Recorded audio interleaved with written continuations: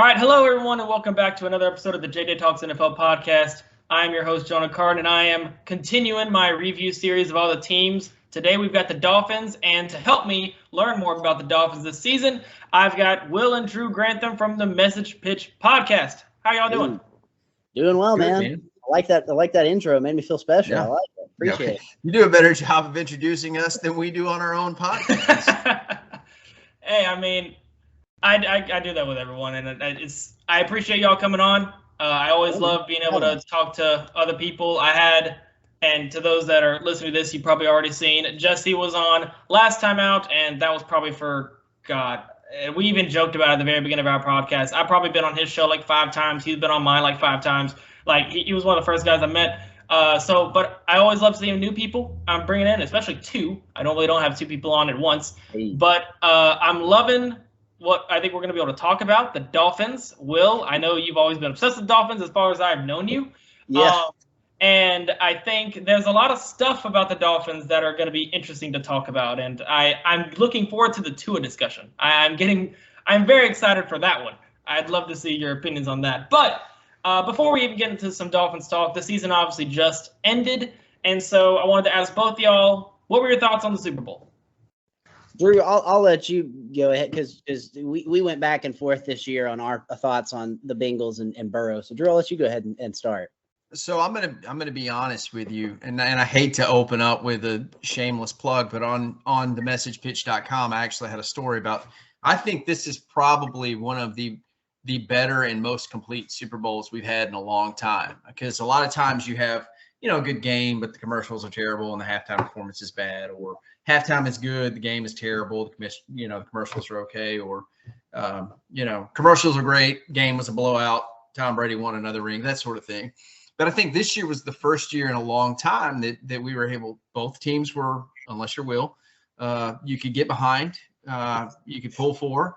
The halftime show I thought was really good. The commercials were really good. And it was in the story or in the article, I say that it felt like the first Super Bowl where later Gen X and millennials and early Gen Z, like you guys, were the target audience instead of boomers. And I'm not getting into generation gap or anything like that, but I thought it was an overall good game. And the Bengals made me look really smart because at the beginning of the year on our NFL prediction show, I picked them to do really well, and Will laughed in my face and said there was no way.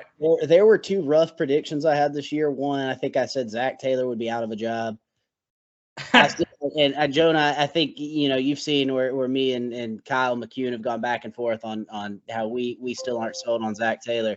But I think I also said Zach Wilson would be in the running for Rookie of the Year, and both of those takes were like we talked about. Yeah, we talked about right before you hit the record button. There are hot takes, and then there are hot takes, and that one. That's scalding. That is a scalding take. But no, I think I honestly was surprised with the Super Bowl because just by the law of averages, we had so many good games this play. I think with the exception of the Bills and the Patriots game, where Drew, I think you said the Bills unleashed like 15 years of frustration in that one game. So I was just expecting. I said, I think it's going to be a blowout because I don't think the Cincinnati offensive line can handle Aaron Donald, Leonard Floyd, and Von Miller. And I was partly right; they couldn't, but it was their defense did step up, minus Eli Apple. I'll always take a chance to remind everybody about Eli Apple. But no, I was pleasantly surprised. I like to give the Bengals a hard time just because I think it's fun. I still don't understand why. What have the Bengals ever done to anybody?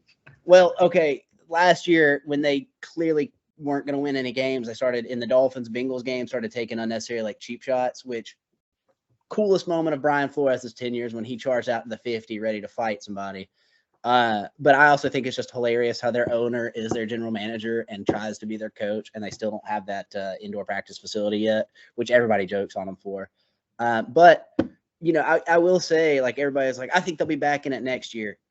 They won 5 games this year, not including the playoffs, on a walk-off where there was a field goal or a walk-off touchdown. So they very easily, I think they finished 10-7 and easily could have been 5-12. So they're probably one of the more intriguing teams to watch for me next year. But man, I'm so happy for Stafford. I really am. Yeah.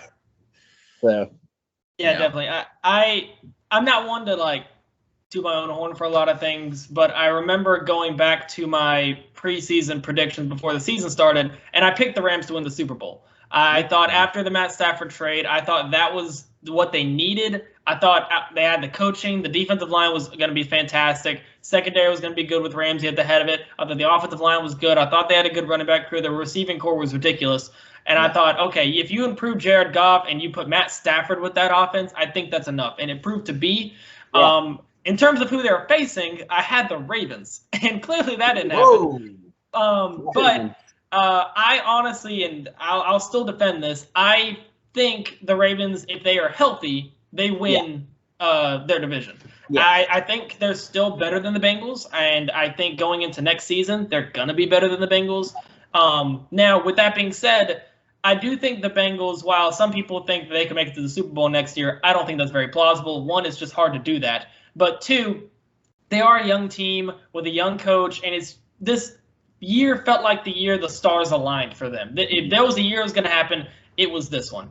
Now, we'll give them credit with they are super young. That offense is not going to go away. They've got a lot of veterans on that defense, and they got a ton of cap space, which I think if they have any intelligence in that front office, they are going to use it on the offensive line because otherwise Joe Burrow is going to die next season.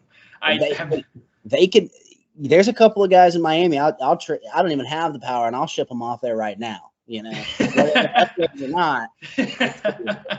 Yeah, we're going to be able to talk about teams with terrible offensive lines in a little bit because I understand that as well. But yeah, so I don't think they're going to necessarily make it to the Super Bowl, but I think they could be a wild card team next year. I think they've got the talent to do that, and especially if they can add a little bit more talent in free agency, I think it's very much a possibility. But I thought it was a fun Super Bowl. I think my score prediction was 26-23. So I had it as a 3-point difference. I thought it was going to be more of a low-scoring game. I didn't think it was going to be super high-scoring. And I thought it was going to be a close game because it happened to just continuously be one. I think I projected it was a walk-off field goal, which that didn't happen.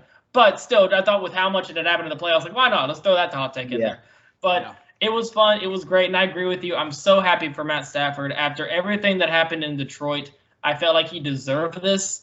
And I felt like this really just after all those years of him being underlooked in Detroit and putting up good numbers, but no one cared because he couldn't do anything in Detroit because Detroit's a desolate wasteland for sports. He finally comes to LA and actually did. Hey, look, I'm just saying the Tigers, Pistons, and they haven't done anything in a while. But still, to be honest with you, it's sad when the Red Wings aren't good. That's and this is coming from somebody who does not like the Red Wings at all. But yeah, Detroit is really hurting right now. Yeah, that's a good point.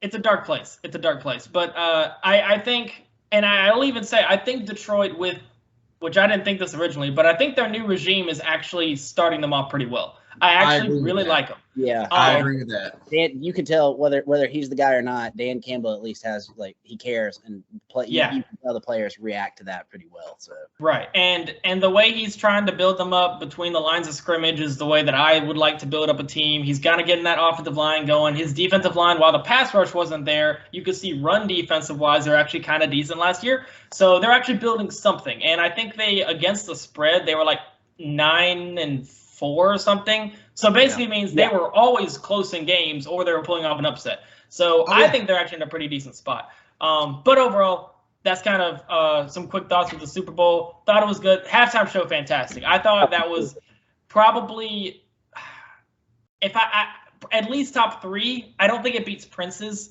but that was such a good Super Bowl, though. Or a Super Bowl halftime show. To me, it would have been quite possibly the greatest. The only thing I was missing, I was hoping for a Tupac hologram. I knew you were. Didn't get the Tupac hologram. I'll settle for Snoop and Dr. Dre up there with California Love. So yeah, it was the best. Like Drew said, the best just all around between game, atmosphere, halftime show. Best one in a while. So yes, Definitely. Yeah, and I think the fact that half of America or 75% of America wasn't going, please don't let the Patriots or please don't let Brady win another one. That was everybody already won before the game started because you didn't have anybody to pull against unless you're from Los Angeles or from Cincinnati. We already got more touchdowns and more points in one half than we did the last time the Rams were in a Super Bowl. So it all worked. That was amen to that. Beating. That was a awful to watch. That was awful. But yeah, I mean, I agree with that completely. It felt like this one, like the amount of storylines leading up to the Super Bowl made it to where either side you were happy for. Like, you had the Bengals and Joe Burrow, who became one of the most likable quarterbacks this entire season with what they was able to do during the playoff run. And it was like, man, it's a Cinderella story you don't want to see at the end. And then on the other side, you've got Sean McVay, who the last time the offensive guru got absolutely curb stomped and did basically nothing. But you've got Matt Stafford, who came there. Everyone's kind of hoping that he does well. So either way, I obviously picked the Rams because they were my preseason pick, but I'd have been happy either way. I'm glad it was a competitive game. I'm glad it was a close game. I'm glad there were some big plays, and I hated that Odell got hurt in it, and I'm hoping he is being able to get fully healed because he had what a playoff run he had, and being able to jump over there from Cleveland. So a lot of good stuff. A deserving. Les Snead, man. Like, first off, like, could you imagine how different the talk around the Rams would be if they didn't win? Just leveraging the future. But how about the Rams? Oh, we lost Robert Woods, who's explosive in his own right. Yeah, come on, OBJ. We got you. Gave up nothing to get OBJ either. God, watch them get Amari Cooper now. Well, what I found crazy was when they got Odell, Woods wasn't hurt yet. So it was like this is just why do you have him? And then the next week Woods tears his ACL. It's like, oh, that's why. Like, all right, that works out. They knew something we didn't. Oh, apparently. Yeah, I mean, it's really interesting too that they said forget the picks. We'll just we're going to win now, so let's just get everybody we can. It's almost like watching the Miami Heat when LeBron went there. Yeah, I don't know how accurate it is, but everybody talks about the Rams like not having any first round picks or not having any picks. I think they've accumulated like the most picks out of anybody in rounds 2 through 7. Like they don't have the first round. They have a lot after that. Yeah, a lot. The only thing I would have changed about that Super Bowl, and this is just nitpicking, but to me, we do kind of like a uniform watch, and so like the Bengals finally, after 15 years of looking like a really bad high school team, revamp their uniform, and it's not as good as it was in the 80s and 90s, but it's still not bad. I wish the Rams had just gone full throwbacks, like just go back to that 70s Los Angeles Rams magic and run out in those, and instead of this really bad news station look that they've got going. That's my last thought on it. That was the only drawback. All right, well, I think that's enough Super Bowl talk. Obviously, we're here to talk about some Dolphins, and just like my team, they weren't in the Super Bowl. So yours has been in the Super Bowl in the last 5-6 years, though. So about 15 to 20 to 30 years. I don't know what Super Bowl you're talking about. The Falcons have not been in a Super Bowl since 1998. I don't know what you're talking about. But yeah. So Will, I'll start with you. Just as a general thoughts, whether about your expectations going in and any disappointments, things you liked, things you didn't like. What was your kind of overview of what happened with the Dolphins in the 2021 season? Well, one word to sum it up would be roller coaster. I was super pumped after week 1. It's like finally, because for years it's always been, the Dolphins, they'll lose to the Patriots probably the first game, and then when they play again, they'll win. Like that's how it goes. And they finally got over that hump. I was like, this is the year. I feel it. Defense X coming up huge after his contract holdout. And so week 1, I was ecstatic. And then week 2, I was like, we're playing Buffalo. Okay. And then by the third play, when Jesse Davis, who's my all-time favorite Miami Dolphin right now, just completely lookout blocks and gets whether he's the franchise quarterback or not, gets the guy you're holding your hopes to absolutely dismantled. And you start off 1-7, I think, after the Falcons game, actually, where the defense just lets Matty Ice hit Kyle Pitts wide open, set up the game-winning field goal. I think I sent Drew and our other co-host Matt a text. I was like, fire everybody. This is get rid of them all. But preseason, I think I said I think this team could win 12 games. I was like, I don't know if they'll beat Buffalo for the division, but I think they'll have a pretty set wild card because I mean all the pieces were there. Most of the defense was back. Addressed needs of concern in terms of getting some weapons. I was happy. I liked the Will Fuller thing at first because I said, hey, it's a 1-year deal. It's a team-friendly deal. You're at least trying to give your guy some weapons. And then he completely shatters his finger and he plays like 4 downs for Miami. Doesn't play with Tua at all. Will Fuller on our podcast, or mine, I guess, has been a very polarizing figure. Me and my old co-host despise Will Fuller. And every time people try to hype him up in a season, I'm like, look, he's not going to play. He's going to play like 2 games. That's it. In one of the fantasy leagues I'm in, I remember everybody, because I was like, look, I think Gesicki's going to have a great year. I thought Waddle was going to have a great year, and that's at least one of the predictions I got right. But everybody was like, oh, Will Fuller's going to be a wide receiver 1. I said, guys, no, he won't. Because in true Will Fuller fashion, he's probably going to miss at least half the season. And he was already suspended from the previous year. So, yeah, I was really high at first in the first week. And then it came just absolutely seismically crashing down. I was expecting 12 wins. They got a winning season, which was great. I'll talk more later about how they just completely botched the whole Deshaun Watson talk, but I have a great point about that. But Drew, you were kind of more grounded in reality, weren't you? Yeah, I'd like to think so. See, here's the key to having expectations as a Dolphins fan. Don't have any expectations. That's Fair just enough. it. Every I mean, time, for real, every time I'm ready to close the book, they write a new chapter. So yeah, but if you've been reading the book for so long, I mean,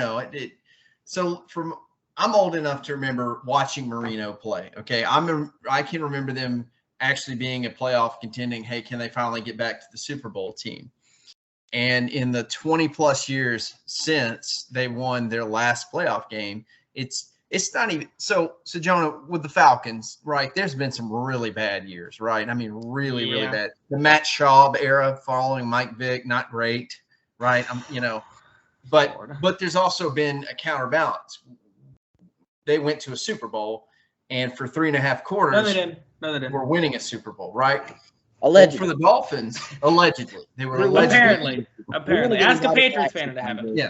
Come on, we want to get in the back sometime. Quit rubbing it in. No. I'm just. But for the Dolphins, for the last 20 years, it's just been mediocrity. 9-7, 8-8. It's not even 7-9. with the exception of the year they drafted Jake Long and this year when they had the Texans pick. It's not even like we're about to get a top 5 pick. It's going to be great. No, it's usually, hey, we're going to pick in the 16 to 18 range, which. You're not going to get you're going to get great players, but you're not going to get the guy, And even if you do, get, so in 2007 they went 1-15, right? Thank goodness they didn't go defeated after going undefeated in 72. But you don't have any faith that the front office is going to make the right pick. I mean, my goodness. What's that? Could have had that's the year they could have gotten Matt Ryan at number 1. Yeah, I mean, but even if they had gotten Matt Ryan, he probably would have been out of town, after his rookie deal was up anyways. There's just not. So when I say don't have expectations, that it's a joke, but it's also truth. So going into the season, I thought 10-7, because I wasn't sold on the offense, and I'm still not. My brother will disagree, but I'm still not sold on Tua. Not that I don't think he can. I just don't think he's been given the tools to, and I'm still concerned about his hip. I don't know if he's got enough to plant to put force. I know he's got an arm, but as we know, whether it's throwing a baseball or throwing a football, a lot of it is the rotation of your hips and the power you put into it. I mean, that's why, Russell Wilson is, probably 5'10", 5'11", but he can launch a football because he's got great rotation. He's got good arm strength. And so that was my concern was Tua the right pick? Can they keep him healthy?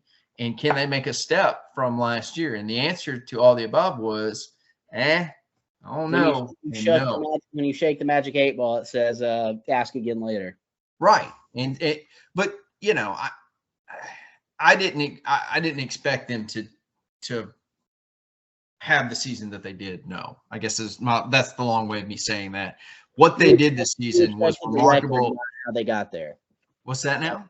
Fair say you expected them to kind of have the record they had, but get to arrive at it completely different than the way right, they did. right. Yeah. And the season was both remarkable and absolutely embarrassing all at the same time. Oh, absolutely. I mean, we can talk about the 7-game winning streak at the end, or we can talk about the fact that they lost to Urban Meyer.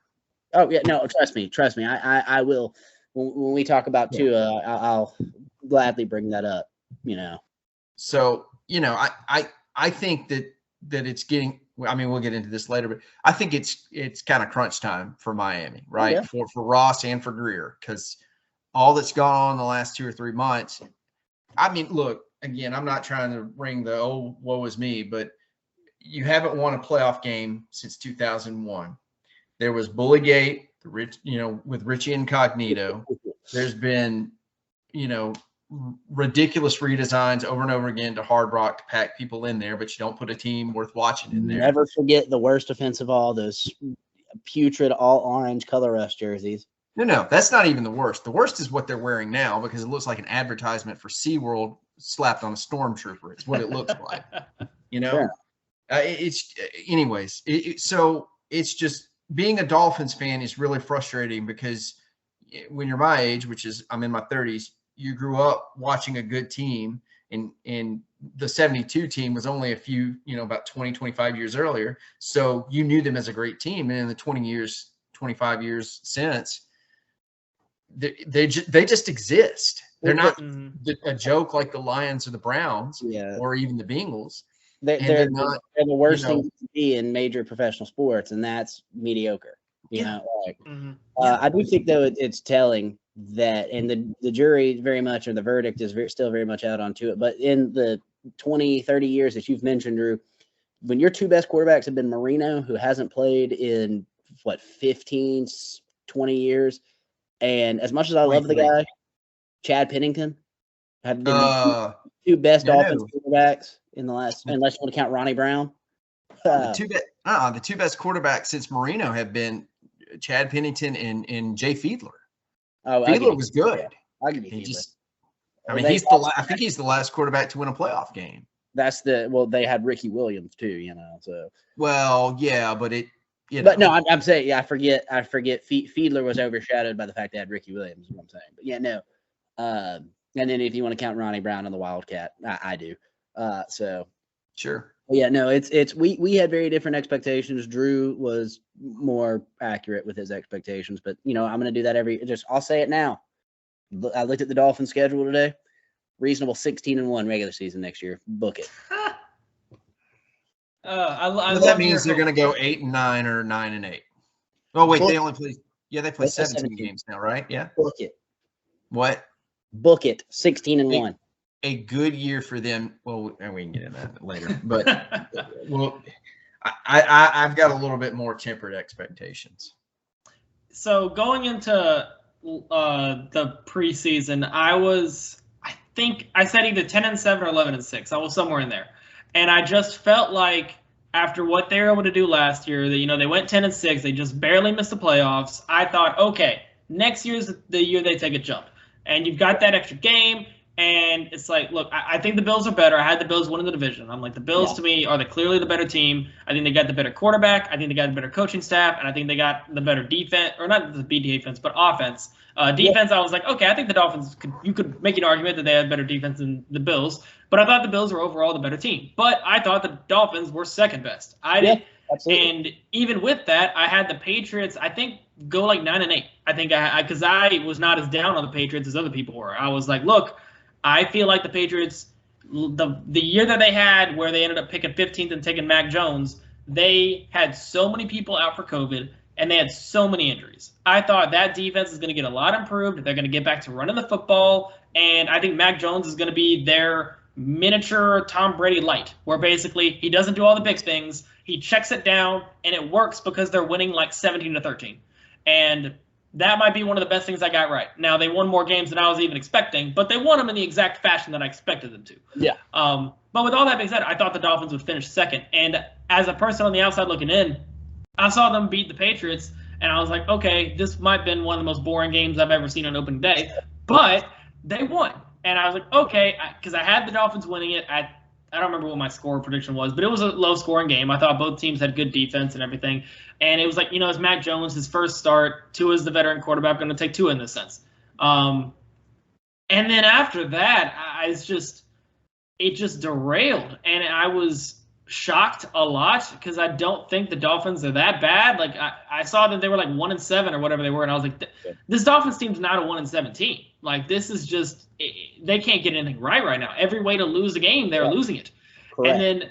And then after the game against the Falcons, which of course I'm happy the Falcons won, but I remember specifically I thought the Dolphins had it won, and then Tua made this mind-numbing interception where he just threw it. I don't know if it ended up as a pick six, but it was real close to one. But he threw it right to the linebacker, and I was like, what are you even looking at? And then he gets down the field and score. I think Mike Gesicki scores a touchdown. They go up late, and I'm like, all right, Falcons going to lose this. And then they forget how to play defense, and Kyle Pitts has like a 50-yard catch. So yes, this all sounds right. Yes, keep going. Yeah. So every way to lose, they were losing, and then all of a sudden they're like, all right, we're done losing now. We're going to go on a 7-game win streak. And you get near the end of the season, it's like, oh yeah, the Dolphins have a chance to get in the playoffs, and a mood swing and a half. And then, of course, they don't make it. And then, we'll get to more of the offseason drama that occurred.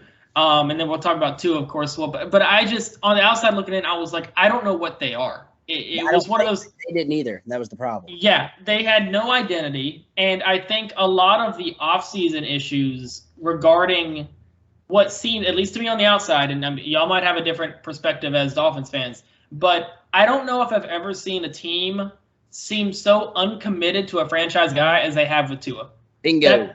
And it's just between all the Deshaun Watson talk, and I've been adamant on my podcast and other people's podcasts, yes, Deshaun Watson's the better quarterback than Tua. Putting the allegations aside for right now, and all that stuff, he's a better quarterback than Tua. I think Deshaun Watson's one of a fantastic athletic quarterback, and I think right now he's just better than Tua as is. Now, again, he hasn't played in a while. So in terms of last we saw him, he's better. With that being said, are you willing to give up how much it would take to get him and put him behind an offensive line that might be as bad or worse than the Texans' offensive line? I don't think that team, with the turmoil that it had and the apparent disagreement between head coach and GM and front office, I don't think Deshaun Watson fixes all those issues. No,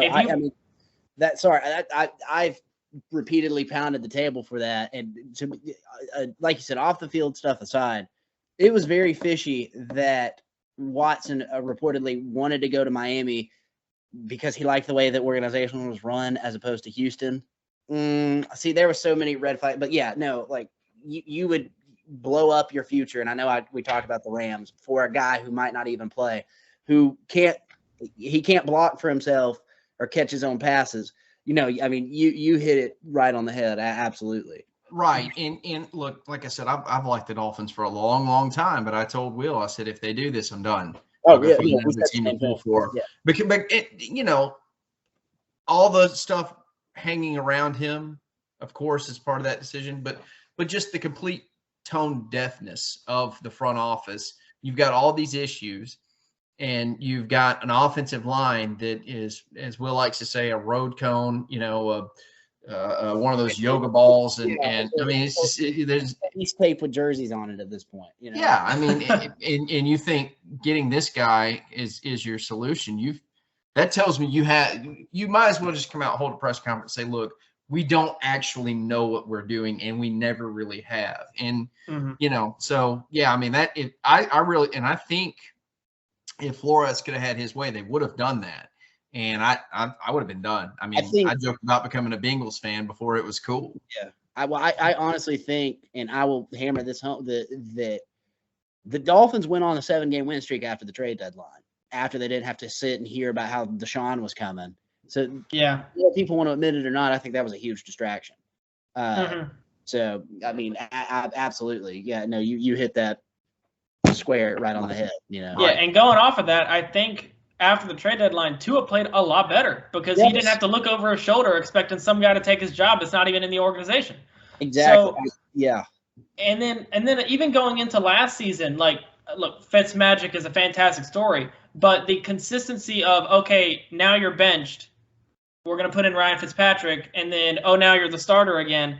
It felt like, for one, I was very much on the side of Tua, especially coming off the hip injury. I'm not against him sitting the entire year. Learn behind Ryan Fitzpatrick and learn the system. Make sure, because another thing that a lot of people I don't think could grasp was when Tua got drafted and ended up entering the Dolphins, he was still rehabbing an injury. He never had that first season an off season of preparation. It was all just him rehabbing. So when he got on the field, he probably physically was not actually ready in terms of a fit standpoint. Maybe he was healthy enough, but not ready. And I think he would have been better probably to have just sat behind. And I just feel like the usage of Tua up to this point has really disrupted him, probably disrupted some of his development. So I guess it's a good way to transition to the next point.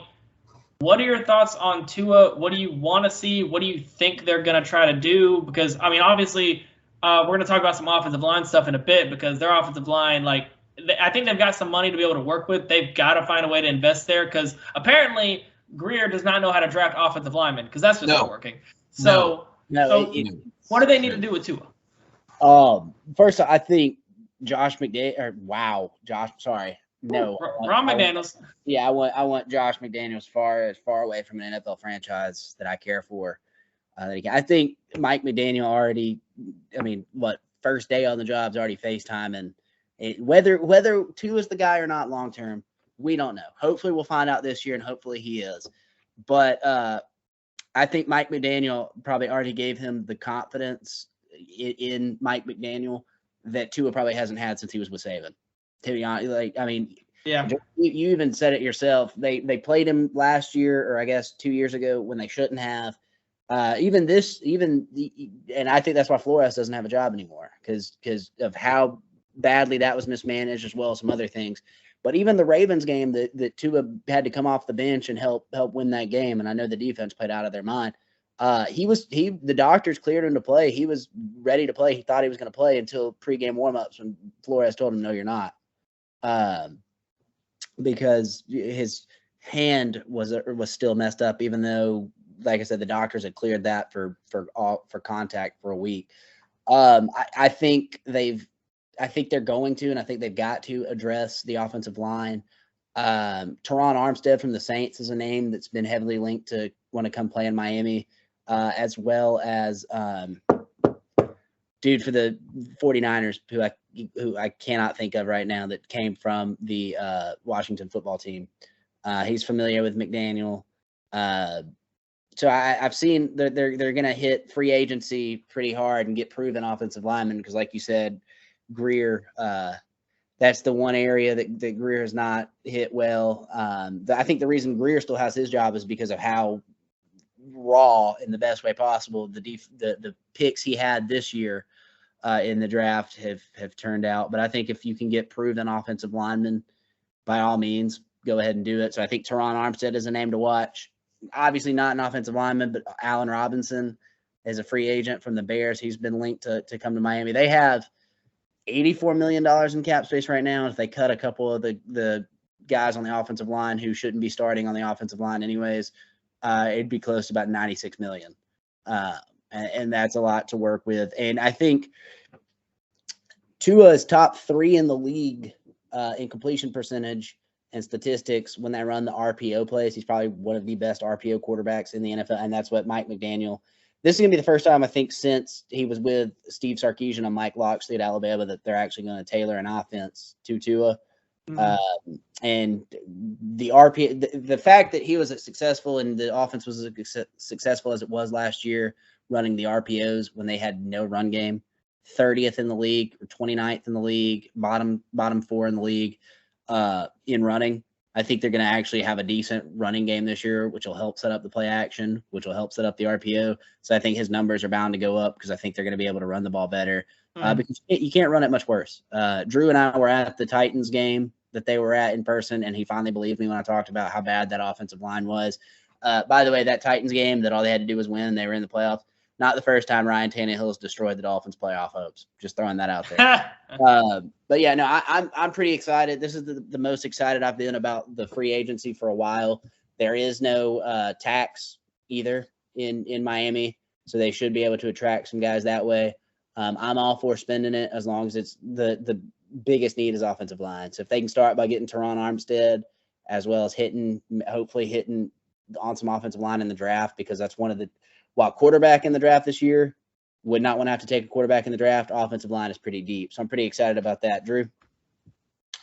So the original questions, Tua, like how we think Tua is going to do this year, correct? Or right? Yeah.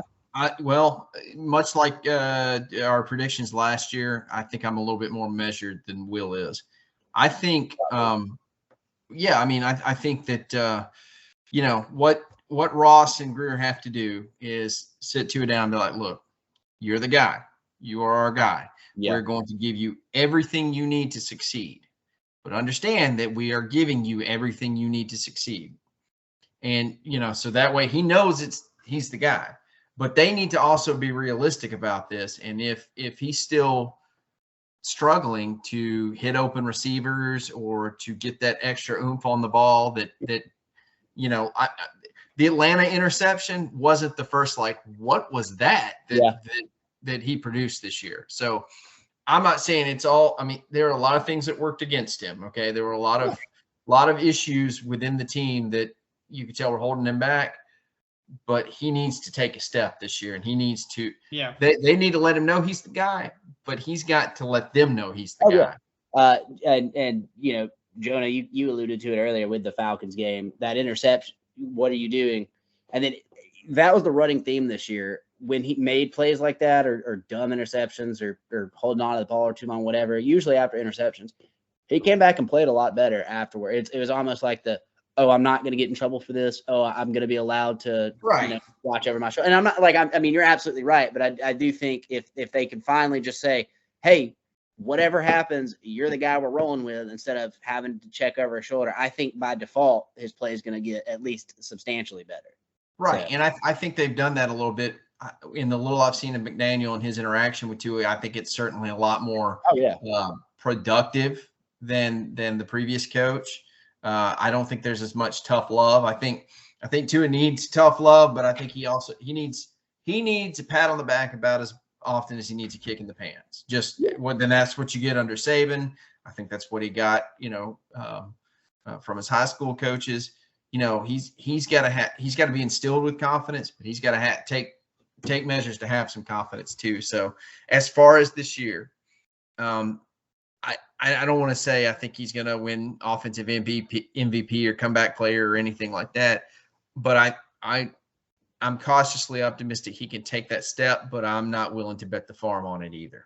I'll go out and I'll say I think he'll be at I don't want to say at worst. I think he'll be probably the second best quarterback in the AFC East.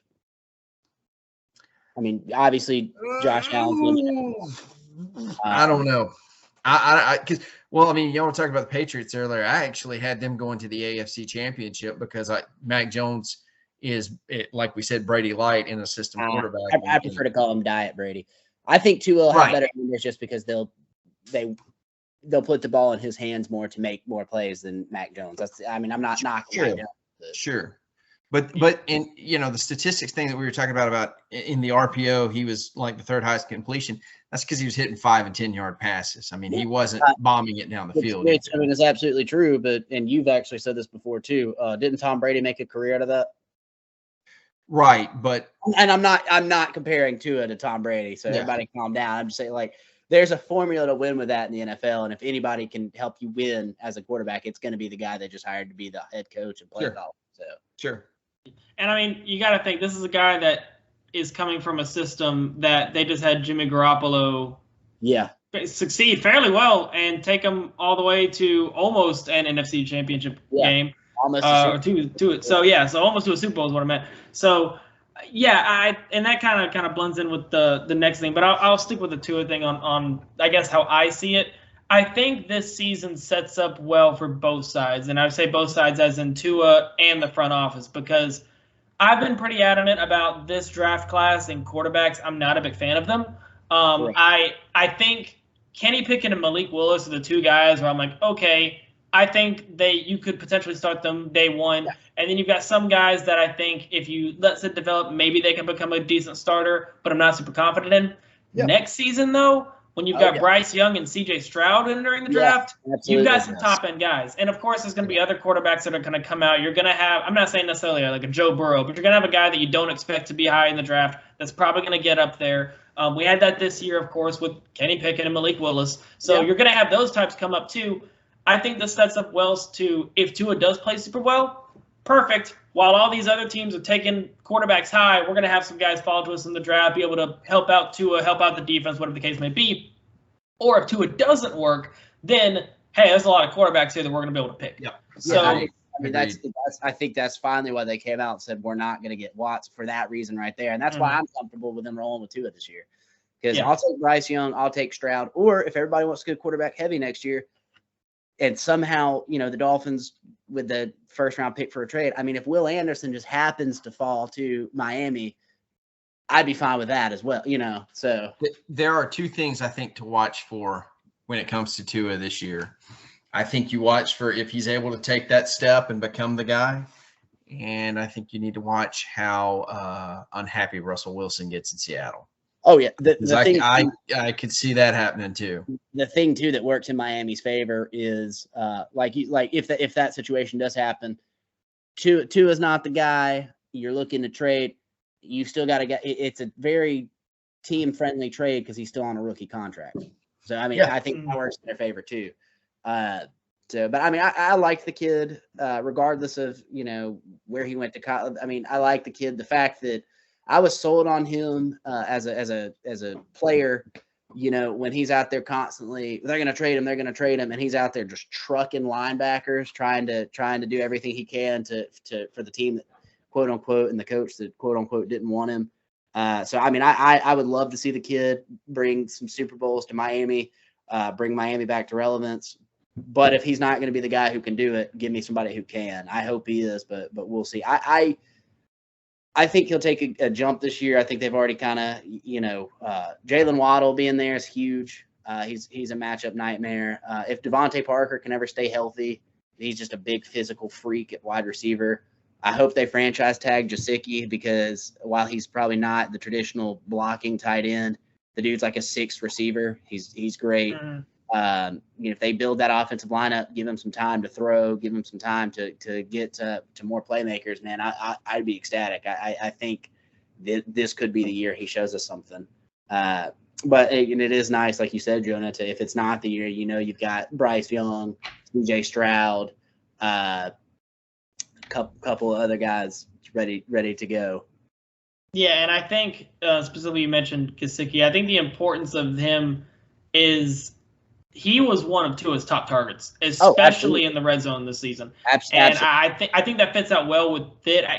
It's one of those, like, that's a pairing like you don't necessarily want to split up. And I think maybe they are able to find a way to completely just extend him. Maybe it is just by the franchise tag. But I feel like given the weapons that they have right now, I think that's a guy you just can't give in to. And I would love to see, and again, like you mentioned, he's not the blocker like this, but I would love to see what McDaniel can do with him in like a George Kittle's type of way. Like, it'd be so nice to see. Absolutely. And I mean, that's that. I think again, that's kind of ultimately what did Flores in, is because Gesicki, quote unquote, can't block. So he wasn't really out there that much. And that took away, basically you knew the ball was going to Waddle if Gesicki's not out there. But I'm really excited, and I think I'm really excited to see what Mike McDaniel can do. And I think we're going to talk about that later. But I wanted Dabble at first, and then when he went to the Giants, I was like, no, this is the more I watched the 49ers offense, that was probably one of the only teams I was rooting against was the 49ers, because I wanted their season to hurry up and end so Miami could hire Mike McDaniel before somebody else got to. So I was like a kid on Christmas when they announced that. I was super jazzed up. Well, you mentioned McDaniel, so I'll go ahead and ask, and I'll kind of give my quick thoughts. I think he's a great fit. I really am excited to see what he can do with Tua and that offense, because it seems like the Dolphins defensively are in a fairly decent place. I feel like offense is where they need to take that next step. Yeah. And we've seen guys with the 49ers that aren't that great, that are in that Kyle Shanahan, McDaniels type of way that just work out. And like their offensive line is worked out very, very well, but outside of Trent Williams at left tackle, it's not like they've got all pros sitting there on that offensive line. Yeah. So it makes me wonder of how he would be able to develop that. And then, of course, I mentioned earlier, Jimmy Garoppolo. I know some people love Jimmy Garoppolo. I think he's average at best, but I can't really doubt the fact that he's been as successful as he is, whether it's been with the 49ers or someone with the Patriots. I mean, I think he's like 22-4 as a start, 22-5 as a starter or something like that. So He's got a crazy good record. He makes stuff happen. And if that defense in Miami continues to be as good as it can, then Tua doesn't need to necessarily be a superstar. But I think if he's just efficient enough like Jimmy G was able to be, the Dolphins can be good again. So your extended thoughts on McDaniel. Oh, like I just said, man, I absolutely love it. And just listen to some of his sound bites too. You know, you mentioned some of the guys they had in San Francisco. He even said, he's like, Deebo Samuel wasn't Deebo Samuel until he became Deebo Samuel. You know, like it's just hard work and scouting. Speaking of Deebo Samuel, I know everybody's, Jalen Waddle is going to be the Deebo Samuel. I think he'll get used a lot. I think the guy that's going to end up being the most of the Deebo Samuel that is currently on the Dolphins roster is Lynn Bowden, the guy they got him from the Raiders on a trade. I think they traded like a 6th-round pick for him. He was the dude. He was a receiver at Kentucky, kick returner at Kentucky, played quarterback at Kentucky, showed some flashes last year too. And everything I've seen from it's right now when they're out throwing, it's Tua obviously throwing to Bowden or Bowden, however you want to pronounce it, and Waddle. So I'm pretty excited about that. They've finally got rid of the offensive line coach. That was not one of the coaches they retained. They went out and hired Boston College's offensive line coach, who Boston College, I think, had like the 118th ranked offensive line. And then this guy came in, and 2 years later, they were like the 3rd ranked offensive line in the country. So I'm pretty ecstatic about that. He runs a lot of like zone run schemes, which the only guy on that offensive line who I think is safe right now keeping their job is Robert Hunt. And he excels at those a little bit. I think for the first time in a while, we're not going to have a coach who's trying to, in terms of offense, just make a square peg fit in a round hole. Like, it's a guy who knows what he's doing and knows I got to tailor my offense to these guys, not these guys are going to learn my offense. I'm pretty excited about that. So, Drew, I don't know if you've been following McDaniel kind of like I have, but I don't know. What do you think? I mean, like I said, I haven't followed it probably as closely or as in depth, but I have kept up with it from a distance. Again, I'm kind of measured about it. I mean, already he seems to be bringing in a different attitude. Yeah. One of we're going to have fun and we're going to win games. Not that Belichick intensity that Flores had. I think McDaniel is kind of his own guy, and he's goofy and he's off kilter, but he puts people at ease, and I think that's really what Miami needs right now. You know, again, I've seen Shula, and then I've seen Cam Cameron. So I don't get too amped up about a brand new coach until they show me that they can do something. You know, I remember Tony Sperano and watching them, under him and thinking, hey, that's a pretty good coach. And then he gets canned. So I think if the offense looks better on the field, the defense still plays to a high level of competition that they did this year. If the team looks more balanced and doesn't look like two separate units on the field in the same uniform, I think that's a plus. I think 10 wins is goal. I think it's almost a must. You've got talent. You got to utilize it, but they've got to shore up that offensive line. It's horrendous. I mean, it's really, really bad. And, there's just no excuse for how bad it actually is. Mm-hmm. Yeah. And in terms of, talking about coaches coming in and kind of tempering expectations, that was me when Arthur Smith came in. And Arthur Smith, for the Falcons at least, he was my number 2 rated guy that I wanted as head coach. I loved what he was able to do with Ryan Tannehill and that offense. And Obviously, y'all know of Ryan Tannehill and how he is. And while I don't hate Ryan Tannehill, I think Arthur Smith made him look a lot better than he actually is.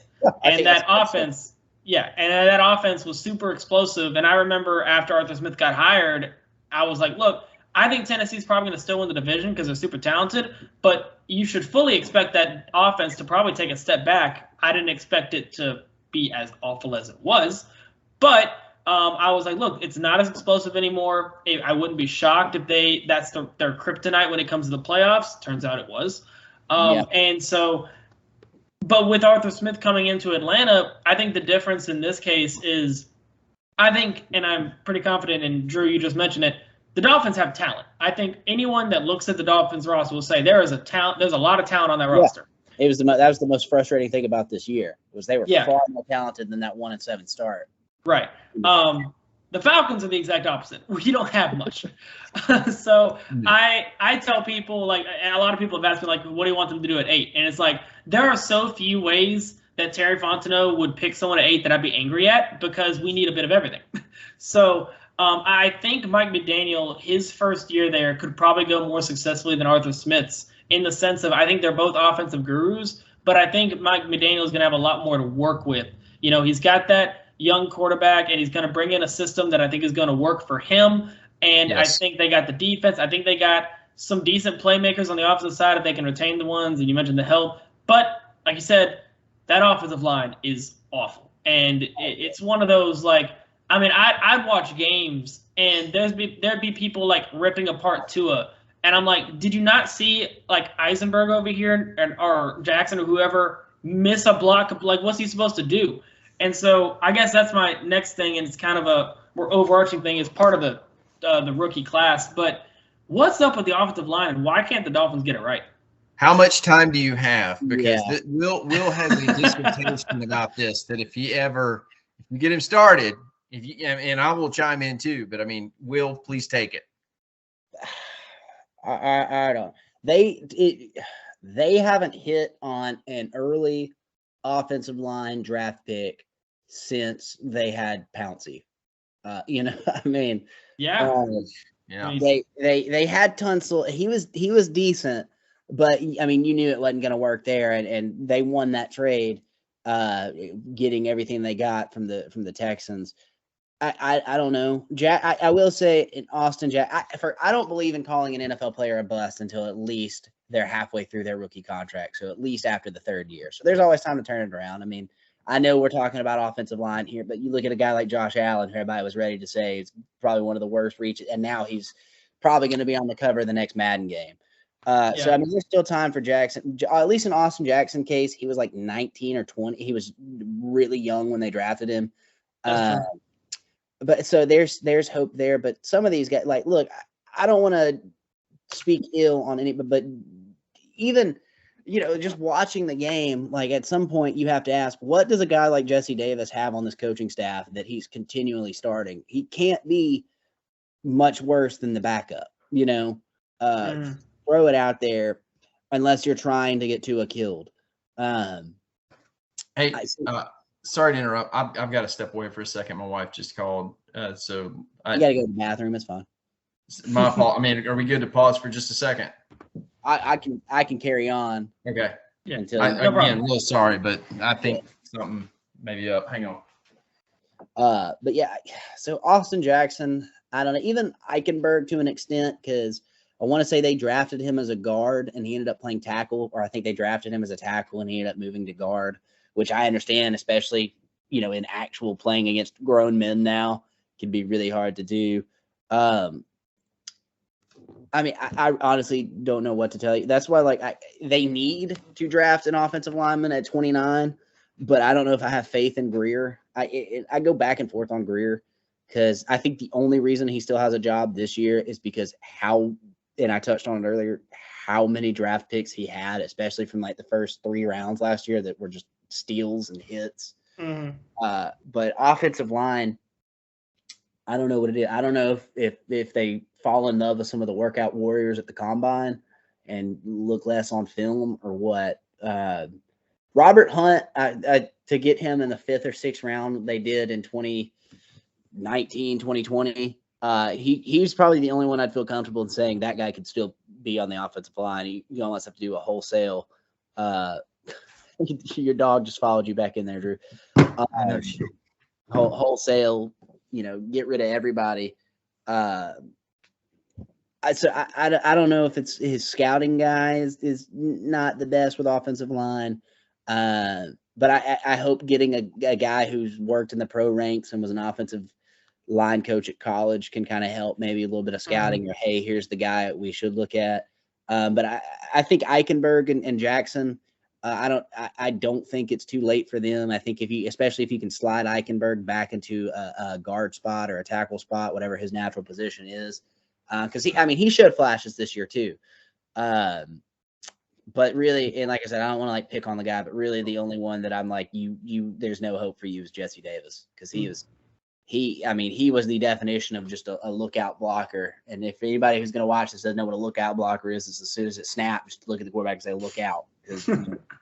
That's really all it's got. But I think, again, free agency, especially the Saints could very well end up having maybe the worst record this year just because of just the dumpster fire between salary cap and this and that. So they're going to have to give guys away. So I think the Teron Armstead has to be a priority for the Dolphins, and I'd feel a lot better about that if they could at least get one or two pieces on that offensive line. But as far as why they can't hit on an offensive line, I wish I had a better answer.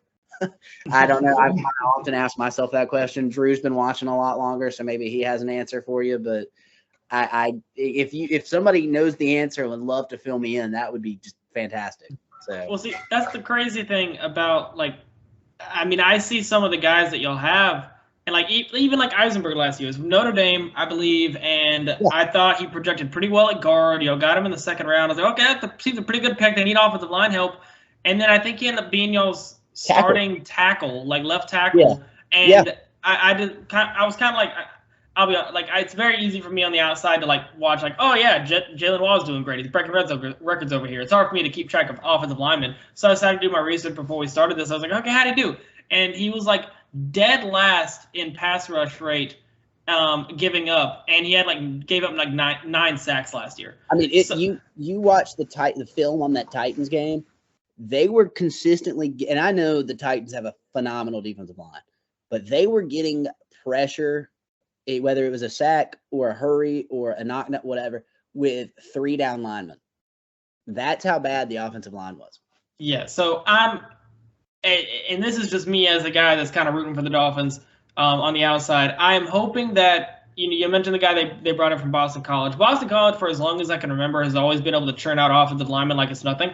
Yeah. I remember, we got, I think it was Chris Lindstrom. I believe he came from Boston College. He, to me, is a Pro Bowl caliber left guard right now, or right guard. So I feel like continuously they have a really good running game, and they can bring out offensive linemen like it's nothing. So I think that'll help. And then I think McDaniel coming in and being look, I know what types of linemen I want to have. And you mentioned earlier we've been kind of mixing in the free agency talk. But Laken Tomlinson, left guard from the 49ers, he's a free agent. I think I'm putting money on him coming to Dolphins. It makes too much sense at that point for them to be able to bring him in. And you mentioned Teron Armstead as well. I'm usually a factor on – I'm not saying never draft offensive linemen, but I'm always more so on the fact of if you can't draft offensive linemen right, pay them and get the more proven talent that's already been working in the NFL. So I think that's got to be the way the Dolphins work out, because really outside of that, I don't see any gigantic gaping holes in this Dolphins roster. If they can get that offensive line right, I think they very much can be a 10, 11-win team next season. I think, like I said, I think right now 84, 85 million. Not if they start cutting some guys, I think again, I don't want to pick on it, but I did see where somebody said if they decided to cut Jesse Davis, that's $12 million. That's almost $100 million in cap space. And like you said, you get Laken Tomlinson, and then I've also seen just to help and go back and say, is Tua going to be our guy? They're basically in this situation, trade Will Fuller on his contract for. I've seen the projections are either Calvin Ridley coming via trade or Allen Robinson free agency to be number 2 depending on how you view Gesicki, number 3 option. I mean, then there really will be this time next year, there won't be is Tua the guy, is Tua not the guy. I mean, good offensive line, good weapons, and yeah, in theory, you should have your answer. But yeah, I would do backflips if they could get. I'd be great with Lake and Tomlinson, but if they could get both of those guys, I would learn how to and start doing backflips. So, Drew, what about you? What are your thoughts?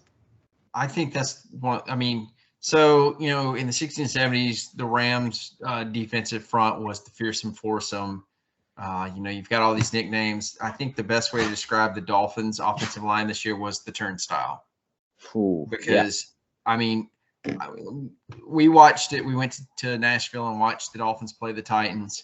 They were bad, like unreasonably bad for a professional, like NFL caliber professional team. And I don't ever want to bag on somebody, man, because obviously they're doing a lot better than I am, because I'm talking about professional football and they're actually playing it. But I was really just. He thought I was exaggerating. I was not. Well, I mean, I knew they were bad because obviously they're, but just how bad Jesse Davis was. That was really alarming to me. Just him and Eichenberg, is that how you pronounce it? Yeah. And you stepped away. That's one of the things we talked about is and again, this, probably didn't help Flores' case. Eichenberg was drafted to be a tackle and they moved him to play guard. Right. I mean, stuff like that doesn't make sense. But you asked a question earlier. How do you miss on offensive line picks this much? And I'm going to be honest with you. Chris Greer is kind of like the I don't know the great analogy, but I don't want to call him basically he is wildly inconsistent. So he's the quarterback, for example, that will throw 4 touchdowns, but will also throw 3 interceptions. Ryan Fitzpatrick. He's the Ryan Fitzpatrick of general managers. Perfect. Yet he doesn't have the charisma, right? So there's sometimes you're like, man, that was a huge pick.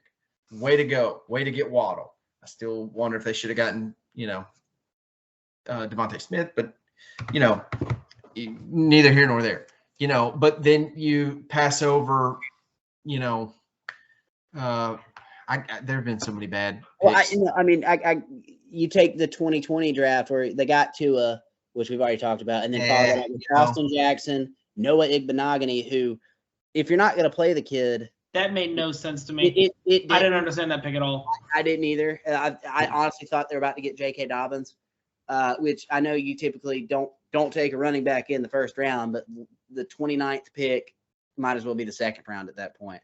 Right. And so he turns around and has this draft class. Like the 2020 pick. Yeah, I mean the 2020 draft class was a head scratcher at best. And so I think he saved his job with the 2021 draft class and been doing so well. I mean, 2020, we would, you can argue. I don't even think you can really argue. It's pretty much a fact that Tua is the best player to come out of that draft class for the Dolphins, right? Yeah. Yeah, at least in the first round, we're still not sure he's the guy. So that class as a whole was a bust. And you asked the question, how can they continue to miss on this? One, I'm with you. Don't draft your offensive line unless it's a can't miss prospect, and even can't miss prospects sometimes do. So go pay guys that are. The only way they draft, the only way I'd be okay with them drafting somebody in this is if somehow Tyler Linderbaum, the center from Iowa, or the Charles Cross from Mississippi State, or I almost called him Ikpre Olumu, but that guy was a safety at Oregon. The NC State guard. If somehow those 3 guys fall all the way to 29 or any of them, you're a fool not to take them. But yeah, I mean, anything else, you got to hit free agency. Right. And look, we can talk, quarterbacks and receivers and running backs and tight ends and fullbacks, even if they still exist all day long. But the most important part of any offense is the line. And we've seen that. We've got a rookie setting records at receiver. You've got a quarterback who, has all the potential in the world to do really well, but he can't do it because as soon as the ball gets in the backfield, the defense is standing there to meet it. So, that's how they can miss those picks. That's management. And And I'm not the biggest fan of Chris Grier, but I'm willing to give him another season or two. But if they botch this draft, which as a Dolphins fan for so long, you don't know what they're going to do. You know, if they botch this draft class, it might be time to look somewhere else. Yeah, and that's what's crazy is that outside of offensive line, I feel like Chris Grier's done a fairly good job. I mean, the first few picks in this past draft, I mean, you mentioned Waddle. Jalen Phillips, who's a pass rusher that I loved coming out of college, he ended up making the all-rookie team, and I think he had like 8.5 sacks last year. Yeah, he ended up tying or almost tying either Zach Thomas or Jason Taylor's rookie record, which is and then you had Javon Holland, who was my, I think, third or fourth rated safety. Stud, fantastic, did great. And those are your first 3 picks, and then you get to Eichenberg, who I thought was a good pick, and he's awful. So it's just like he's hitting everything else. It's almost like I'm hoping, again, and I'm sure y'all are too, you're bringing this new head coach, you're bringing this offensive line coach, like, okay, y'all basically be the ones to pick offensive linemen. I'm done with this pick. Right, and something I think, too, to consider is, you know, they've been in about 20 years of frustration and mediocrity and just not good. Chris Grier is one of the few people that has been there that entire time. And honestly, he's been with the scouting department. So there really isn't a whole lot of excuse for, oh, we just missed this one, man. No, that's your expertise, bud. You got to hit on these. I'm hoping, I already think the relationship with Grier and McDaniel is much better than it was with Grier and Flores. Like, they weren't even speaking. They went like a month without speaking during the season. And I hope the fact that McDaniel spent so many years, George Kittle had it in his contract that, like, we got to make sure this guy stays here for life. Luckily, as a Dolphins fan, that didn't happen. But between being a run game coordinator and being the guy who made all the plays for the 49ers, he knows what to look for in terms of schemes and guys and how they can block. So I'm hoping that Chris Grier will just be like, yeah, this is who you want. He's there. We got him for you, So. All right. Well, we talked a lot about all that. There's one other thing before we kind of get to the 2022 overview, and it's the draft that's coming up. And again, like I said, I'm a big draft guy. I love the draft. So we've kind of talked about free agency a bit, about what you want to hit. What do you want to see the Dolphins do? And we just got to talk about what Grier can do and can't do when it comes to draft picks. What do you want to see them kind of focus on in the draft this upcoming year? Drew, do you have any before I start naming mine? Yes. Go ahead. And you guys are probably going to laugh at me. I want a kicker. A kicker I can count on, because Sanders 2 years ago was, he did not miss, and Sanders last year couldn't make anything.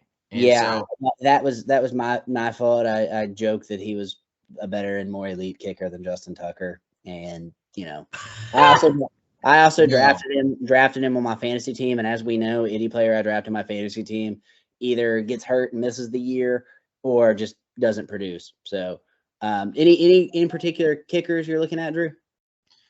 No, not at this time. Honestly, I wouldn't be opposed to a kicker, and I think there's one. I think he's coming back to school. I was about to say, I know Carlson at Auburn had that ACL injury. I think he's coming back because of COVID years, but if not, with that being an ACL, you could probably just pick him up as a free agent. That'd be a steal. Say what you will about the Auburn football program, but they always produce. They churn out kickers. I'll also say, just don't beat Tampa Bay and pick a kicker in the second round, please. Was that Tampa Bay or was that Oakland? Tampa Bay. They picked he was from Florida, the big Florida kicker. It was several years ago, but it was Aguayo. Oakland did Aguayo, Aguayo. Oakland did it with Janikowski, but Aguayo Tampa did it more recently. It was like 2016, I think, something like that. And they took Aguayo in the second round. I was just laughing. I was like, and of course that didn't work out. I would love to see, like, I know, we want them to focus more in free agency on the offensive line, but there are a couple of guys, because I think offensive line is one of the few positions in this draft that is loaded. Super deep. That they could get at that pick 29. Daniel Falafe, I don't know how you say his last name. That man is huge. 6'8", 380, I think, from Minnesota. A monster. Physical. I watched him when they would run the ball, and I mean, he was what you want in an offensive lineman, just looking to hit somebody. If he's there, I'd love it. Obviously, like I said, if a Charles Cross, Lindstrom or the guy from NC State whose name I cannot remember. Equanu? If any of them, he ain't making it that far, but yeah. If any of them are there, you sprint to the podium to get them. So the kid from Minnesota, Bernard Ryman from Central Michigan, also I'd be okay with that. I think they could probably get him in the second or third round. There's another offensive lineman from Northern Iowa, I think. Penning. Yeah. Penning. Trevor Penning, I believe. Yeah. Penning. That they could get in the middle rounds. But honestly, like I also too think with the second round pick, because I think they have a 2 second round picks this year. I think I would love to see either Breece Hall, Kenny Walker. I love Myles Gaskin and everything he did. But we all know the shelf life on NFL running backs. I think if you can get a guy like that, or even, later in the draft, like a guy like Spiller, can catch passes, can block, is quick off the edge, I'd be good with that. But honestly, I'm kind of leaning more towards right now. Maybe if you don't get an Allen Robinson or a Calvin Ridley, or they won't get Amari Cooper, but a guy like that, I would be okay with that pick 29 in the later end of the round, getting Jahan Dotson from Penn State. I mean, if you had Dotson and Waddle, that's kind of a cheat code right there. I don't really think they need to go defensive unless somehow just somebody falls to them that shouldn't be on the board, like a Landon Collins situation a few years ago where he just kept falling. Then you can just take best available. But really anything that helps the offense, I'd be fine with that. But I right now I'm kind of leaning toward Dotson because, like we said, you're not sure with how they scout offensive line if they're going to pick anybody worth it there. Dotson can stretch the field, especially if you have Waddle here, Dotson in the slot, and Parker or Preston Williams or Mike Gesicki, whoever, right there. That's a matchup nightmare. So I mean, I would love to see that. So, any other thoughts for you, Drew? Not really. I mean, the tough thing for me is they're really talented and they're really young in a lot of positions. Like, they've drafted offense and defense well. They just got to find somebody who can put it together. I mean, I think special teams need a little work, but you can find free agent punters and kicker. That's not a problem. But Marquette King's available. What's that now? Marquette King's available. He wouldn't be a bad one. But I don't know. I just think at this point you're stocking up. You know what I mean? Like, you've got some really good starters that are young, so you need to get that depth and get what you can get that will help you later on if somebody goes down, right? Mm-hmm. I mean, Tua is the guy. You can't do it because of the confidence issues, but Tua is the guy. But it wouldn't be a bad idea to get one of these guys in later rounds as a backup, because I don't think Jacoby Brissett's the answer. No, he was on a 1-year deal anyways. I think the guy that's going to be your backup next year, in all seriousness, Marcus Mariota. I think yes, I think because he's a free agent. I think him and McDaniel, they can't talk because of the tampering, but I think he was rumored to go be a backup at San Francisco before he went to the Raiders. I'd be okay, even in the later rounds, getting a kid like the Zappy from Western Kentucky. Bailey, yeah. Or Carson Strong. Literally perfect name for that kid. He's Paxton Lynch, but good. Hopefully. I'd be good. In a perfect world, he won't be there, but if Traylon Burks is sitting there at 29, the absolute freak that he is, that way you can get Burks and then try to send Devontae Parker to the Lions or wherever for somebody. They do need a running back now. I mean, this whole committee thing that they had going last year was really disappointing. But even with that, I thought the running game looked phenomenal last year when they had Duke Johnson. And sure, Phillip Lindsay's a fantastic. I think Phillip Lindsay earned his stay just with how he blocks out of the backfield. But no, I think especially with Kenny Walker, Breece Hall, Isaiah Spiller, who I almost called CJ Spiller, and a couple other guys too that could be small school. Jerome Ford from Cincy, I think you can get him later. Yeah, I'm pretty excited to see. Luckily, Miami doesn't need a quarterback this year. That's the one position in the draft I'm not excited for. So yeah. A couple other guys that, as I've been doing some of my draft preview stuff, that I think would fit really well. Kenyon Green from Texas A&M plays guard. I think because he's kind of just a guard. I know at the combine he was like, I could play any position. It's like, no, he's gonna be a guard. I feel like he could drop, especially with how the testing has gone so far. We've seen a lot of these offensive tackles test very, very well, and I think because of that, you're gonna see guard and centers drop. I don't think Tyler Linderbaum, the center from Iowa, is going to drop enough, but I definitely think Kenyon Green could. In terms of outside of offensive line, one guy that I want him for the Falcons, but I feel like he'd be a perfect fit next to Jalen Waddle, is Christian Watson from North Dakota State.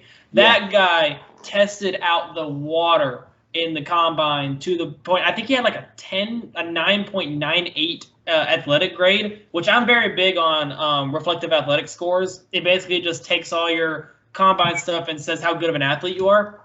And he's like 220 something. I think he's like 6'4", and he ran like a 4.33.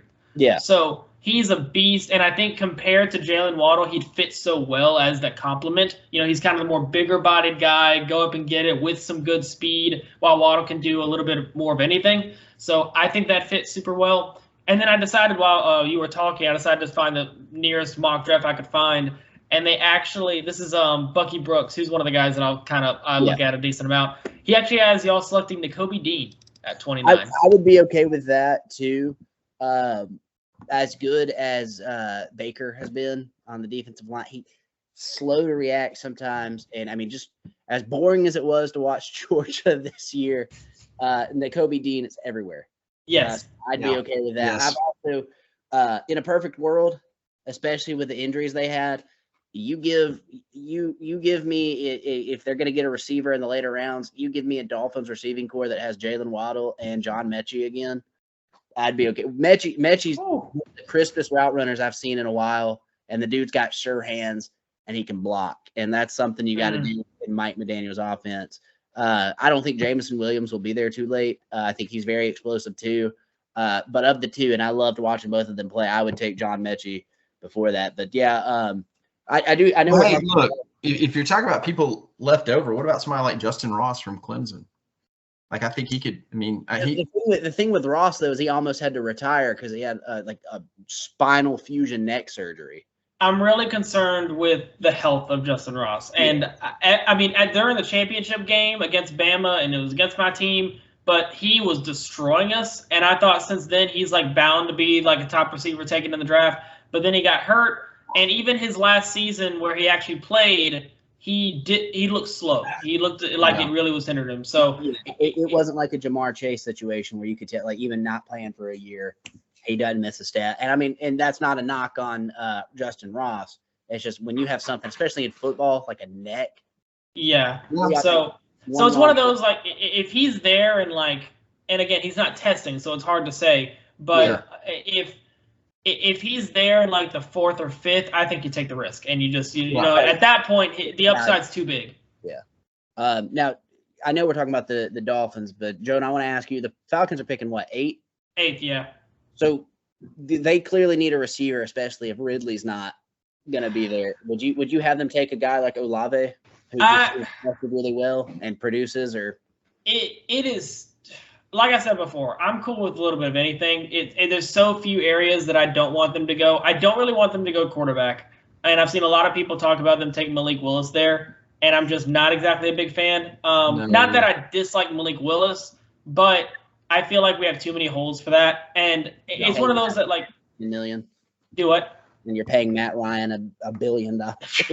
Well, yes, but also it's just like, if they believe that Malik Willis is their next franchise guy, then okay, I'm not going to fault it. But I'll take about anything else. In terms of receiver, like, I mean, Chris Olave can fly. I like Wilson more than Olave. I'd probably take him more. I like London more, and London tested fairly well. I like Treylon Burks a lot. He didn't test very well, though, at the combine. He's a baller, though, yeah. He is. Yeah, that's who I was going to ask about. And I think he's a great rack guy, too, run after catch. And I think he'd pair very well with Kyle Pitts as well. Yep. Yeah. So any of those guys I think would be fine. And I feel like I'm forgetting. Hold on, I'm going to look at this mock draft real quick. I feel like there's a receiver that I'm clearly forgetting that's like really, really good that should be there, but I can't think of his name off the top of my head.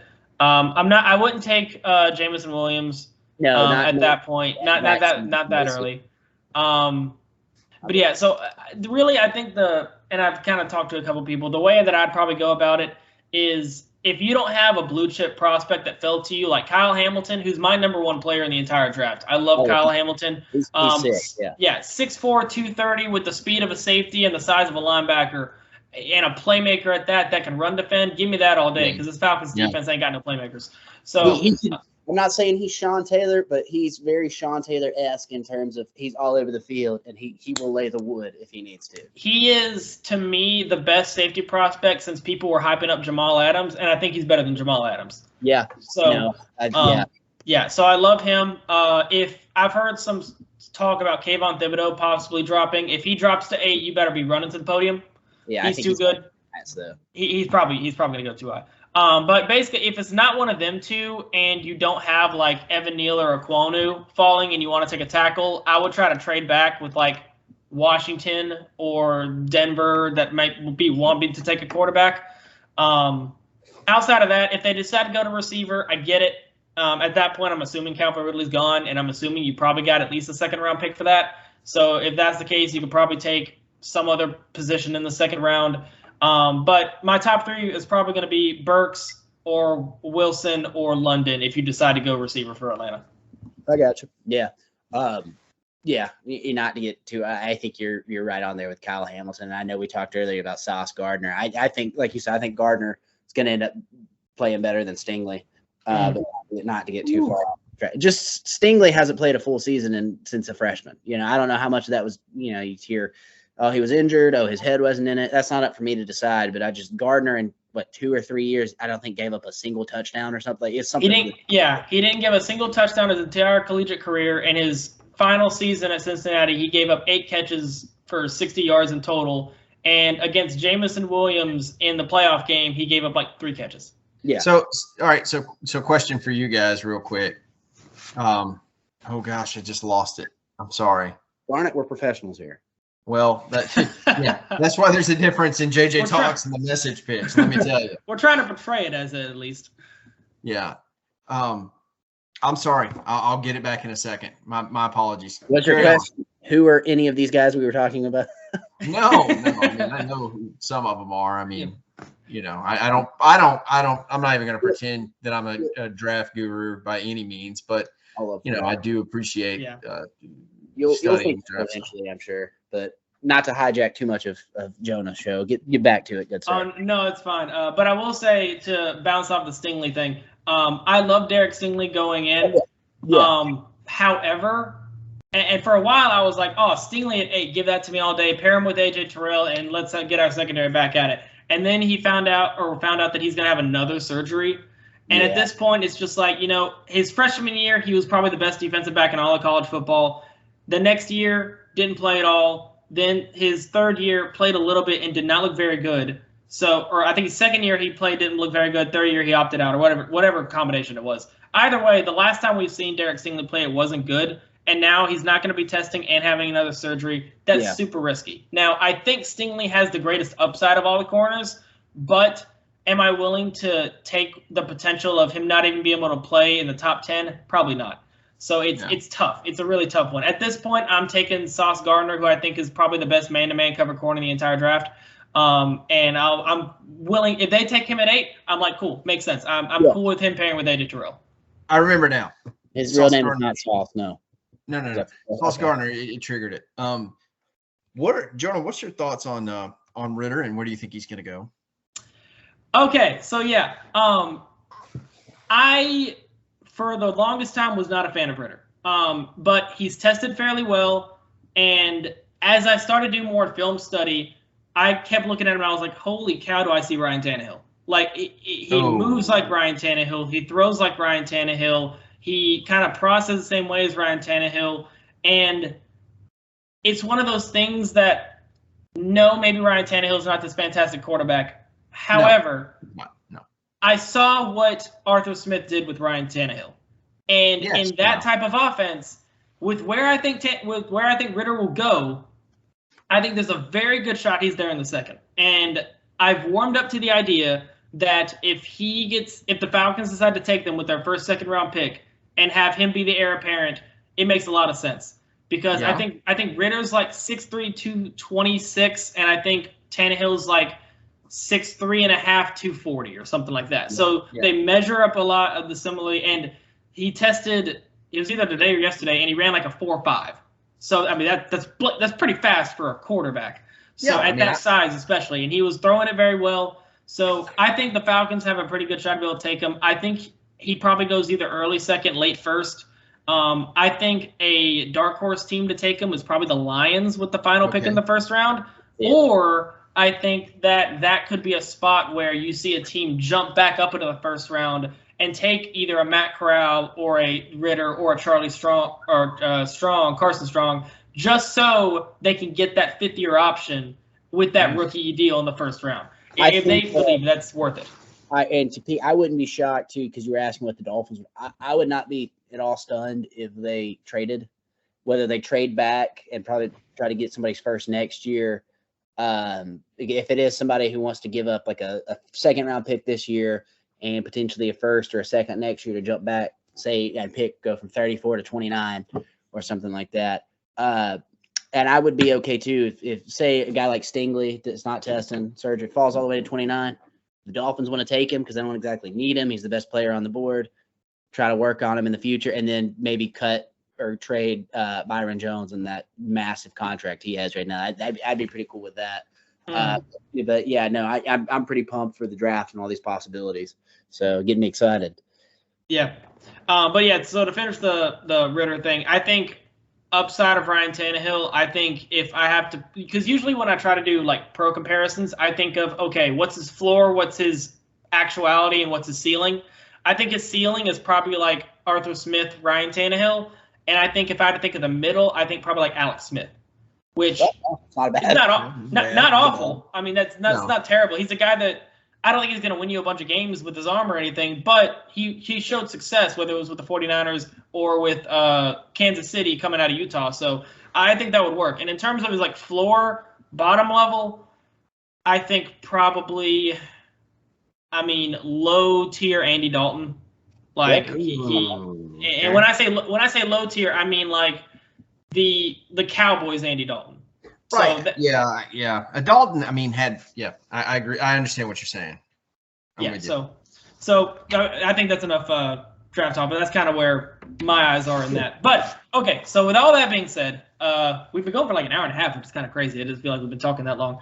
But overarching, now we've talked about kind of what y'all's expectations are for this off season, going into next season. We talked about Tua, we talked about McDaniel and everything. What are your expectations for the Dolphins in the 2022 season? What do you want to see, and what do you expect to see? So, be my guest, Will. Okay. I want to see, and I expect to see the offense. I'd be averaging at least like 24 points a game as opposed to like 14 or whatever it is this year. I think we'll see a double-digit jump there. I think we'll see a lot better run game. It was hard to get much worse, with the offensive line and everything. I think we'll see. I think we'll see the potential that guys like McDaniel's been preaching, the potential of Tua, what we saw in college. I think we'll see a lot more. I think he'll be closer to the Tua in college than he has been Tua in the NFL. And as far as I think this team is, and I think I said it earlier, I think they'll be at least second in the AFC East. And I think 11 to 12 wins. I know I said this probably around this time last year and it didn't work out, but I feel pretty confident in that this year. Drew? My expectations are a little bit more tempered. I think that they'll look more like a cohesive unit. They'll have some identity. I see 10 or 11 wins. I see wild card game, and I see an exit in the first round. I think that needs to be the baseline. That needs to be the goal. You talk about floor, ceiling, and actuality. I think that's actuality. I think the floor is they struggle to get to 500. McDaniel isn't a wonderkind. He's more Adam Gase than he is Sean McVay. Yep. And Tua is still erratic as all get out. And I think that they flop on some of their offensive line picks in the draft. And they again struggle to get to 500. Now, ceiling, if they can get together, get behind McDaniel, buy into what he's selling, and he goes full Ted Lasso on them, I think that they could easily win 12 games, not back into 12 games. And I think that they could go to second round or even, I hesitate to say AFC Championship because they're just not there. But I could see at least one playoff win. I think they're in a great spot, though, too, because to me, in the AFC, I think the two guarantees are probably going to be it's either going to run through Kansas City or run through Buffalo. Anything else is wide open. I think the Dolphins could compete with any other teams except for maybe those two right now. So I think absolute ceiling, they look like the Jacksonville Jaguars the year they went to the AFC Championship. Oh. I think that's their absolute ceiling. Do I think it's likely? I don't. I think what I said was the baseline or the actuality is probably the best thing that if you're a Dolphins fan and a long-suffering one, you can hope for. I really, really, if the Flores stuff doesn't go away and McDaniel struggles and the draft picks don't hit, then I think you're going to see a fan base that is going to be unlike any other losing mediocre fan base. They're just going to be done. They're going to want Ross to sell the team. Yeah. That's just where they're at. They're going to be the Knicks of football. Cool. I don't even think they'll be the Knicks. I think they'll more likely be I hate to use this now, the Sacramento Kings. Hey, we like this team, but we don't know why. Yeah, accurate. Yeah, accurate. I think this is kind of going far ahead, but I'd probably I like the Dolphins upside more than the Patriots next year, because I think the offensive potential is higher. Now, if I've seen a lot of people project like Calvin Ridley going to the Patriots. If you add Calvin Ridley to the Patriots in that offense, I think that can improve Mac Jones in that offense a lot. But at least right now on paper, I like the possibility if the offensive line improves. That's a giant caveat. It's a big if. But if that happens, I really like the potential for what the Dolphins could do. Again, I'm not going to put them as division winners, but I do think they could end up second. And I think they have the potential of being a top wild card. And I know this is like super far in advance, but if I'm right now a betting man, I'm probably going to think in the AFC South is probably going to be the worst division. And I think that division winner is probably going to be the bottom. I know the Titans end up with the number 1 seed, but I don't think that is going to happen again. So let's say the Titans win it again and they probably take another step back depending on how their financials and everything go. And I'm still not a big fan of that offense. Yes, they might have Derrick Henry back, but the offensive passing game is still questionable. I think that's a good matchup for the Dolphins in a 4th seed versus 5th seed type of spot if it ends up working out that way. So I think if they can get onto a high wild card spot or potentially even win the division, I think they're going to be in a good spot. And I think they've got this is the offseason where they can actually make it happen. I think they've got the young talent. I think they've got the money. They just gotta hit the obvious things. And at this point, because you have so much money, I think go into free agency, get the guys that you know for a fact are sure things at offensive line, fill that up, go into the draft, go in BPA, just get the ballers that happen to fall. It always happens. You got good players that fall in the draft. Pick those up, and then, I mean, it's one of those things. The Dolphins now, you're gonna have the talent. Now you just got to win. Yep. Absolutely. I agree with that. Absolutely, yeah.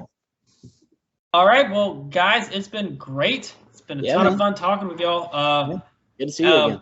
Yeah, of course. So before we go, please pitch anything that y'all have upcoming, any social media sites that you've got. Will? Okay. One thing we are going to do, it did take a hiatus last year, but last year was 2021. In 2020, about this time of year, with March Madness coming up, we do the message pitch March Madness movie bracket. We get on our Facebook and Twitter and say, hey, here's the two teams, 2 movies playing today, 24 hours to vote. Most votes advance. So that's coming up.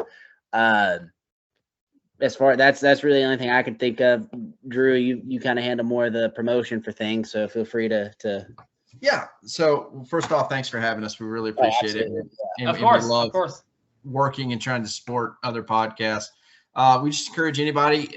We always describe ourselves as the cornerstone of sports and pop culture. We talk about everything from video games to movies, like Will's talking about, to sports. We've got a series coming out called Underrated Gems, where we look at anything and everything, and for example, The Replacements, and why that's actually one of the best sports movies of all time. So feel free to visit us at themessagepitch.com. We're on Facebook, we're on Instagram and Twitter at The Message Pitch. And obviously you can find our podcast on Apple or Spotify, all that. So we're thrilled to be here and would love to have you on our show sometime. Okay. Hey, of course. Like Drew said, man, it's been a blast. Thanks for having us. Everybody make sure to check us out next year when the Eagles and Dolphins play in the Super Bowl. Not going to happen. Yeah, I actually I listened to that episode where I don't know who it was that said, I don't know if it was you or Matt that said it. Which, by the way, there is a third one of them. To those that are listening, Matt is an Eagles fan that also with them. So, yeah, please do check them out. But thank you for tuning into this episode of JJ Talks, and I will see y'all next time.